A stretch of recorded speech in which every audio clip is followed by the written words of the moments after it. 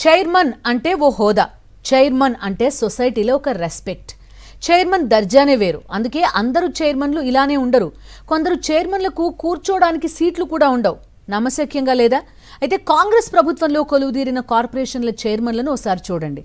పేరుకే వాళ్ళు చైర్మన్లు, కనీసం కార్యాలయాలు కూడా లేవు వాళ్ళకి. ఈయన పేరు బండి రమేష్. తెలంగాణ ప్రభుత్వంలో ఇటీవల కమ్మ సామాజిక వర్గ కార్పొరేషన్ కు చైర్మన్ గా ఎంపికయ్యారు. ఇక ఈయన పేరు బొమ్మ శ్రీరామ్, కాపు కార్పొరేషన్ చైర్మన్. ఈయన పేరు గూడూరు శ్రీనివాస్, పద్మశాలి సహకార కార్పొరేషన్ చైర్మన్.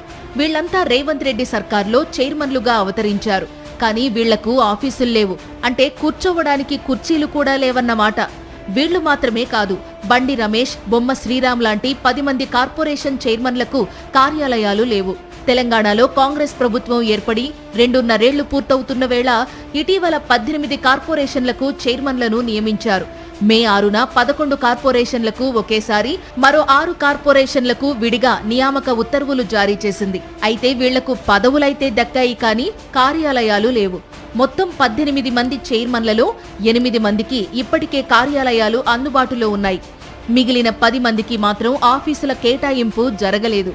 గత ప్రభుత్వ హయాంలో కొనసాగుతున్న కార్పొరేషన్లకు సంబంధించి కార్యాలయాలు యథాతథంగా ఉన్నప్పటికీ కొత్తగా నియమించిన పద్మశాలి కోఆపరేటివ్ కార్పొరేషన్ సహా మరికొన్ని కార్పొరేషన్లకు కార్యాలయాలు లేవు. కొత్తగా ఏర్పాటైన కార్పొరేషన్లలో ఎక్కువగా సాంఘిక సంక్షేమ శాఖల పరిధిలోనే ఉన్నాయి. దీంతో ఆ శాఖ మంత్రి అడ్లూరి లక్ష్మణ్, రవాణా శాఖ మంత్రి పొన్నం ప్రభాకర్లను పలువురు చైర్మన్లు కలుస్తున్నారు. కొత్త చైర్మన్లకు బీఆర్కే భవన్ లేదా మాసప్ ట్యాంక్లోని సంక్షేమ భవన్లో కార్యాలయాలు కేటాయించే అవకాశాలున్నాయని చెబుతున్నాయి. అయితే సెక్రటేరియట్ కు దగ్గరగా ఉండడంతో ఎక్కువ మంది తమకు బీఆర్కే భవన్లోనే కార్యాలయాలు కావాలని పట్టుబడుతున్నట్లు సమాచారం.